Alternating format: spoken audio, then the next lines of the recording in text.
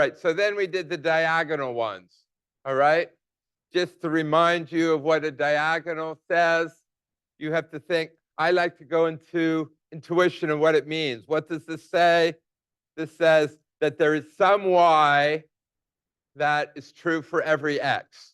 Everybody see how we put it in the picture, right? There's some, it says exists, there's some y that works for every, there's our y, it's working for every x. And what does this side said? There's something along the diagonal that's true, right? There exists somebody in the diagonal, and sure enough, there it is. Everybody agree that this works? So how do we do our proof? Well, as I said, I changed a lot of the proofs. So to focus on what do I know is true, right? This is my oracle versus what do I need to be true? This is what I need to prove, right? And I need to prove this implies, right? And so then how do I prove applies? Well, I say, what is the top level happening here, right? The kind of the last thing, or the, right, at the top of the parse tree. Everybody says it's, well, we got this whole thing, which we could put in brackets, implies this whole thing, right? And so we just say, full table, what are we doing? We're doing left side implies right side. So we have to do deduction, right? And how do we do deduction? Well, we say, what is our goal? Our goal is to get this line down here. And how do we do it? We assume the left side. Somehow we have to prove the right side.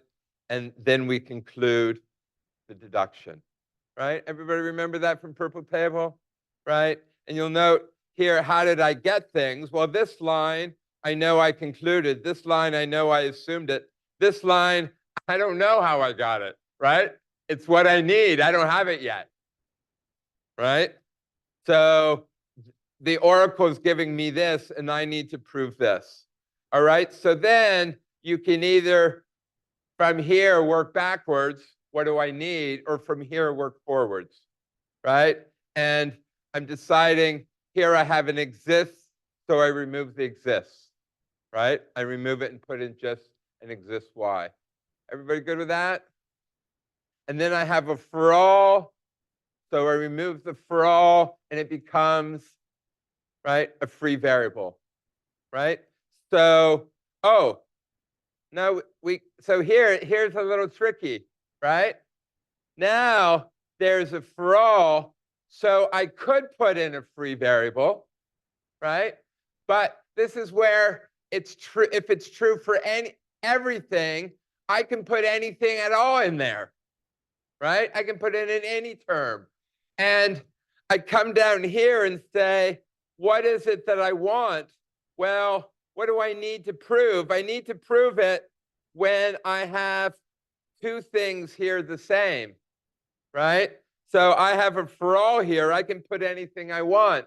So what I'm going to put in there, because I'm smart, is I'm going to put in the same object, right? Does that make sense? I could have also gotten this line by going backwards, right? I could have said, I need to prove that there exists a D such that DD. So then I could have said, what do I need? Well, I need that there's some object, some term in here, right? If I had any term in here, if I had an alpha, banana, anything, I could have then put this in, right? So how do I get from this line to this line? Well, I can bring the exist back in, right? Is that people kind of following this okay? Professor, Yeah. why did the removing the axis of the y don't lead to y function x? Sorry, could you say that again? It took me a minute to realize you were talking. Uh, for line number 3, why Three? why we cannot put it a y function x like the previous lines? From going from 2 to 3? Yes. Well, there exists the y, so we have to we remove the exists, and we have to say that it came from an exists. We have to say, what we're saying is we're saying there's some object that works here. But why don't we don't need to y bracket x?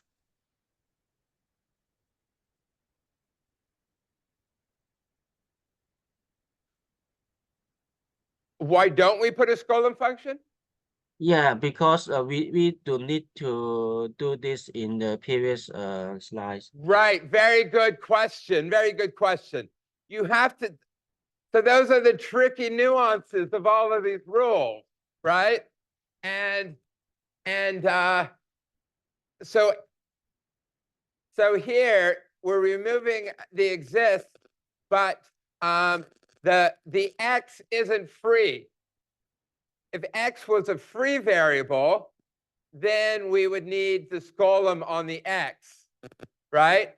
So here's one thing that's true, is that when you have Skolem functions, the Skolem function's always a function of free variables, right? And so in line 3, we don't want we don't want y to be a function of x, because x is not a free variable. X is bounded by the for all. Does that make sense? Yeah, makes sense. Thank you, Professor. Yes. I mean, in the game sense, if it's a free variable, if it was a free variable, then you can kind of think it as the adversary has already given it to me, and I need to deal with it, right? But here, when it's a for all, there's already a for all here. Well, we haven't been given it yet. It's something that's later in the game. I don't know. Right. Any other questions about this proof? Right. We prove the thing that we need so we can complete the proof. Right. So here's another one. This says for every x, right? Oops. Right. We want to prove all models, right? So here the all model thing. So this one says for every x, there is a y, right? Each x needs a y, and this says we need something in the diagonal. So here is an example where it's not true. Remember, so you can see is the left side in this example here, right? If you want to prove something is not valid, right, you have to come up with one universe in which it's not valid. So here's the universe in which you'll see for every x, you give me any x at the top, there is a y that's true, right? Those are the green truths. On the other hand, the diagonal is all false. There doesn't exist something on the diagonal that's true, right? Everybody follow this example, right? So that tells us that we can't do this step, right? It's not true, right? It's not true that this being true gives me that this is true.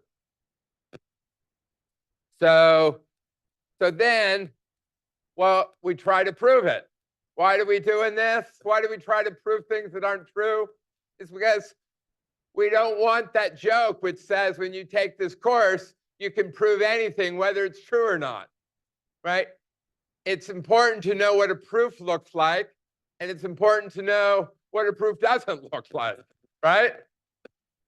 So we want to prove this, so we do the deduction, right? Holler if you're missing something, right?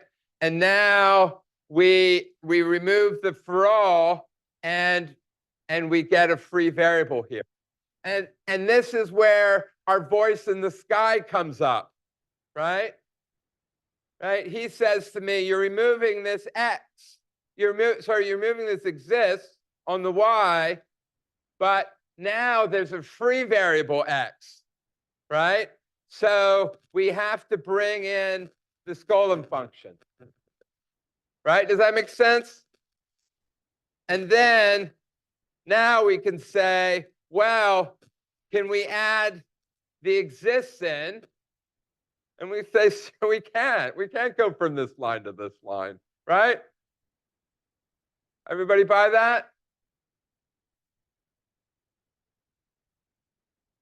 All right, so what does this one say? This says everything in the diagonal is true, right? If everything in the diagonal is true, what does this say? This says every x needs a y. Does every x have a y? Yeah, sure, every x has a y, right? Everybody buy that? So here, how do we do the proof, right? We do the deduction, and then we have a for all d, so we can put in a free variable, right? And now you might say, well, I thought we could put in a free variable d, but really I'm allowed to put in anything there, right? If it says for all d, I can put anything. If I can put anything, I can put the free variable x in there. And why do I do that? Well, because I know syntactically I need to get down to, we're talking down here, we're talking about x's, we're not talking about d's, right?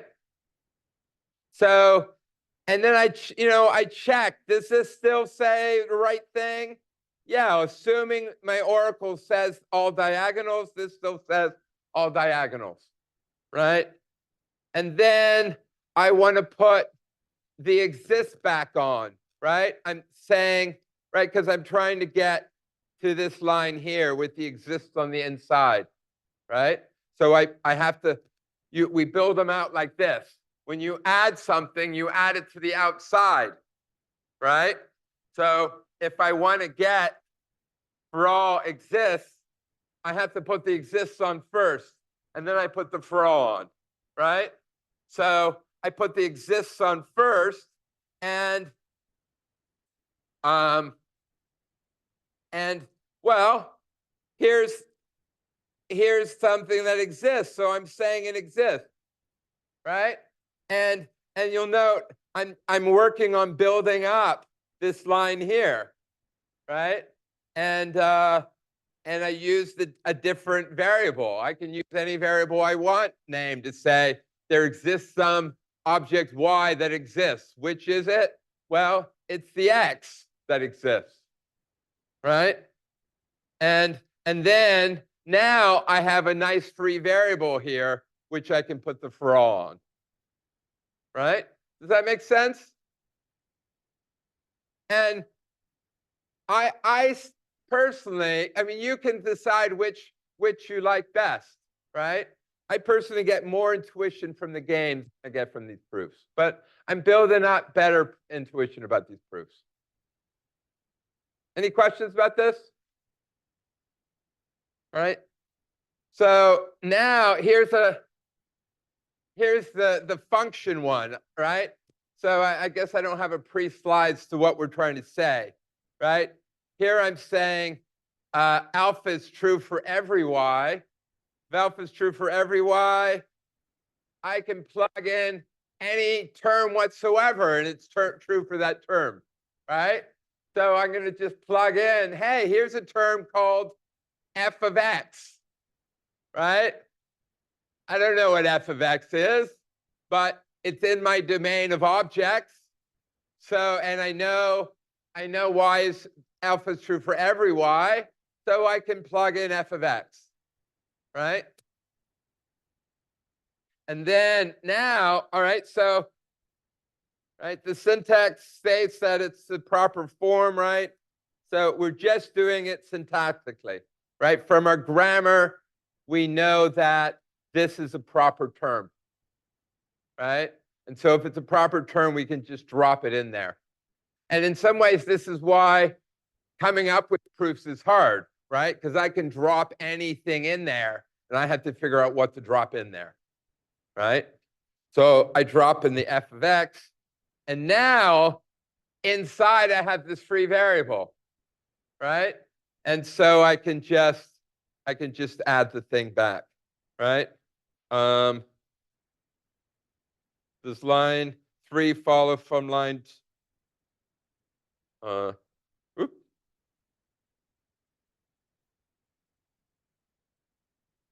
Oh, maybe I'm even doing it wrong. Let's see here. I'm a little lost. Let's keep going and see what happens. Oh yeah, right? Can I go from this line to this line? Right? I was saying we can add on x as a free variable, so we can add it on the x. But can we go to this line? Right? Because here, I don't know it's true for every f of x. Right? So you can't go to this line because this whole thing's not a free variable. And this was our example, right? So, so alpha is not true for every x. It's not true for n. N's not hit by the function, right? Here, what is you get from f of x? What f of x is the range of f. It's what f hits, right? This is saying what f hits. Alpha is true if f hits it, right? But here f doesn't hit n, so we don't know it's true for n. Right? People follow that? Yeah? No? Did I lose you? Have you died? How are you doing? You following it? Well, you're actually moving. Everybody else is sitting solid.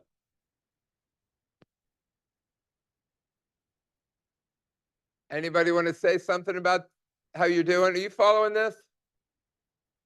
Yeah? All right. All right. So then can we do, so if we want, we can add the exists here, right? There exists something. If alpha is true for everything that f hits, well, f has to hit something, right? F takes in lots of inputs and has to hit something. So there exists something for alpha is true, right? And what about this line? Is this line fine? Right? Now x is the free variable, right? So we can put a for all x around, right? And this says for all x, again, what does this say? This says that everything f hits is true, right? Everybody good with these?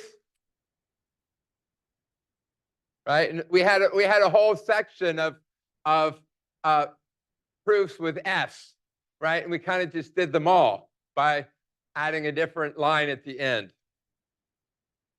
All right, what are we doing now?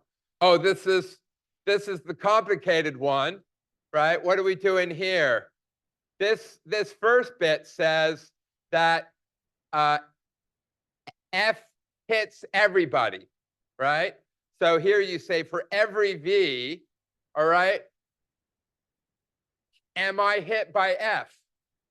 Yeah, there's some u that will hit me, right? Does that make sense? Right? So now we're saying f hits everybody, right? And this says alpha is true for everybody that f hits, and hence alpha is true for everybody, right? Does that make sense? Should we say it again? Can people read this here? The whole goal of this course is in your life, if you're gonna be doing mathematics at all, you have to be able to read these statements, right? And this says, you give me any v whatsoever, and what? What's true for v?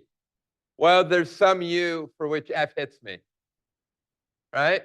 What does that say? F hits everybody, right? F hits everybody. What does this say? If F hits it, right? Anybody that F hits, alpha is true for, right? And what does this say? Alpha is true for everybody. Well, you see it follows, right? Does that make sense? All right. So what are we trying to prove? Well, you first want to say, well, where's the, you pay attention to the brackets help, right? You stick in more brackets. On the test, I'll try to stick in as many brackets as possible, right? And if not, you holler and say, where are the brackets on this thing, right? You see, this is the implies, right? We have a left side, right side, right? So we just do deduction, right? We're assuming this left side here. And what do we need to prove? We need to prove another implies over here. All right, everybody good with that? And then how do we prove this thing? And here again, you can see this is what I need. This is what I have. And you get to choose, do I move backwards or do I move forwards? Right? And here I have this line. Oh, I have a for all. What can I do with for all? Well, I can remove the for all, but I can replace it with anything, right? So if I want to replace it with anything, I see, uh-oh, I don't have V's over here. So maybe I don't want to remove the for all and put in a free variable V. So let's think about where we're going, right? We can't move forward until we know where we're going.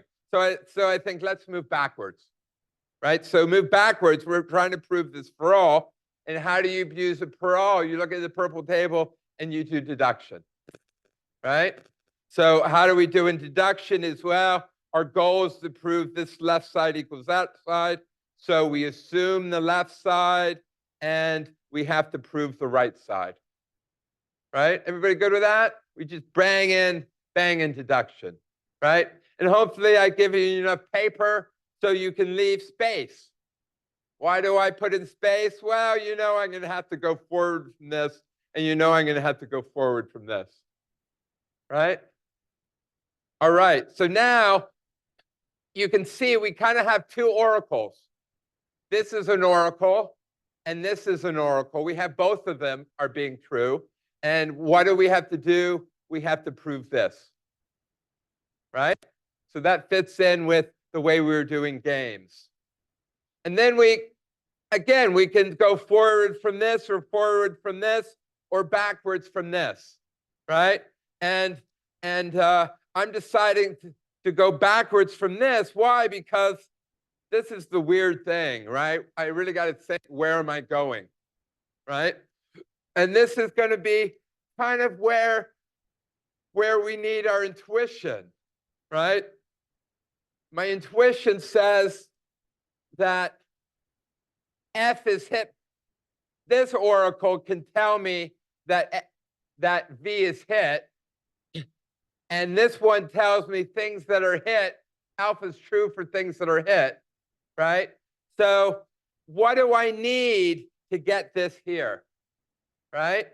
So this is where we have a little, here this isn't so much magic. Here is just I'm going backwards to saying, well, if I have a free variable y here, then I can put the for all y back in, right? So I'm not applying a rule. Well, in some ways it's similar going backwards, applying the rule backwards, applying the rule forwards, right? You have to know which rules you can apply backwards, right? Everybody see that? Right? And now it's this. I have this free variable y, and I have to prove that alpha is true for it. What am I going to put in? I'm going to put in two really weird things, all right? And these are both things that I need. So that's why I have that my need curve is a little weird, right? How can I prove this statement, right? Well, here's a really funny way of proving this statement, right? I'm saying, suppose I know that y is hit by something, right? So here I'm saying, suppose y actually equals this funny thing, right? And then suppose that I know alpha is true for this funny thing, right? Then I get that alpha is true for y, right? And I have a whole set of slides, which chances are we won't even get to, right? But they're all pretty intuitive, right? They're how do you substitute in rules for substitution, right? And if you, right, we don't have any axioms for equality, right? What does equality mean? Here I say these things are equal. What does equals mean? Well, if I say term 1 and term 2 are equal, so this one is equal to that, then it follows that if I plug T1 into something and I plug T2 into something, then I'll get the same answer. Right? Does that make sense? That's kind of the definition of equal. So here we can just say, well, if alpha is true for this and this thing equals y, then it's true for y. Right? Everybody see that? And how did I know to do this? Well, I'm kind of going forward from, I kind of know what things I can get from that. And I know what kind of things I can get from that. And then I kind of think, what do I need to get this, right? It's a bit of a tricky proof. But are people following it? Right? All right, so now there are two things that I need, right? The yellow is what my oracle's given me. The green is what I need to prove. And I think, can I get from the one to the other? Right? Oops. Right? Can I get from this to this? Well, right? We can remove the x, right? This is just saying something is true for every x, right? So when we remove the for all, we can plug anything we want in for x, right? It's true for every x, so we can plug in what we want. And what we're going to plug in is that thing that we have in there, right? Everybody good with that? All right, then how do we get from here to here? Well, we want to start ripping off the for all, right? And you see why I delayed doing this, because I see where I need to get to is here. So something is true for every v, well, then it's true for y, right? If everything is hit, then y is hit. Now I have, there it exists the u, right? So what can I put in for u? Can I put line 4?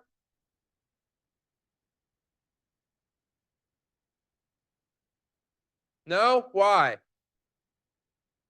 The function of x. Exactly, right?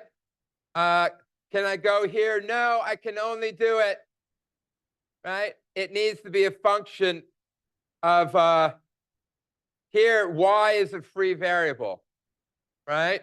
So there exists the u, but the u, it makes sense. I'm saying every y is hit, but who hits it depends on who y is, right?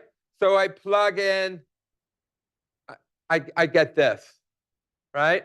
And then I have to check, well, does that hurt any of my other proof, right? The only other line of the proof that kind of hurt is I went from for all x.